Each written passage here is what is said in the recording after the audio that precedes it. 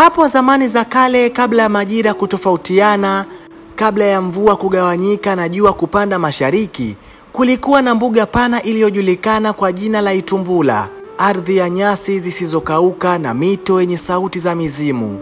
Katika Itumbula aliishi tembo mdogo aliyejulikana kama ndovu mdogo wa jicho la mwangaza. Alikuwa tofauti sana na ndugu zake. Alikuwa hana mkonga mrefu, pua yake ilikuwa fupi kama ya nguruwe, na hakuweza kunywa maji bila kupiga magoti. Lakini ndovu mdogo alikuwa na sifa nyingine. Alikuwa na tamaa kubwa ya maarifa. Alitaka kujua kila kitu. Kwa nini nyota zinaangaza? Kwa nini simba hurarua? Kwa nini maji hutembea? Siku moja alienda kwa nyani mzee aitwaye Mzee Kidadi, anayejulikana kwa hekima. Na alipofika alimuuliza Mzee Kidadi, "Mzee Kidadi, niambie, kwa nini sisi hatuna mikonga mirefu?" Kidadi alimjibu, "Kuna sababu, lakini ukweli huo umefichwa chini ya mto wa mizimu. Ukitaka kujua ni lazima uende kule."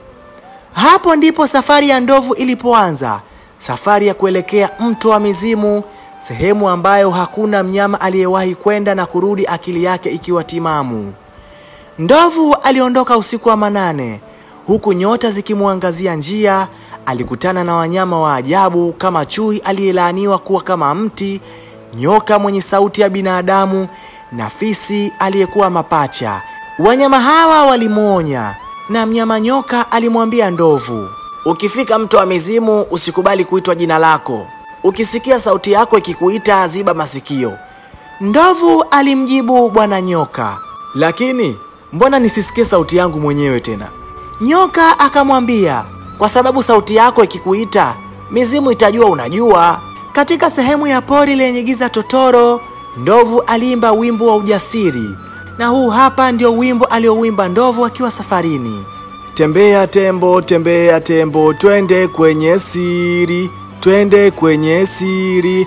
Mto wa mizimu watuita, twavuka bila uoga, twavuka bila uoga. Tamaa maarifa ni mwali wa roho, tamaa maarifa ni mwali wa roho. Tazama mbele usigeuke nyuma, tazama mbele usigeuke nyuma. Ukisikia sauti ziba sikio, sikio. Ukisikia sauti ziba sikio, sikio. Ukiona kivuli zunguka milima, milima. Maana ya hekima haiji njia fupi, maana ya hekima haiji njia fupi.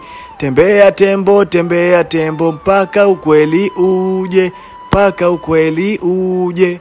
Ndovu alipofika kwenye mto wa mizimu, maji yake yalikuwa meusi kama usiku wa mwezi kufa.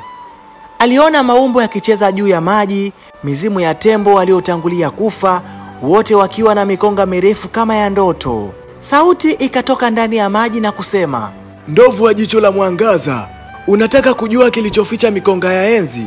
Ingia kwenye maji." Na ndovu alipoingia ndani, alianguka kwenye ulimwengu mwingine, ulimwengu wa tembo wa kale, mahali palipojaa vita vya zamani, ambako tembo walipigana dhidi ya viumbe wa giza waliotaka kuiba hekima yao.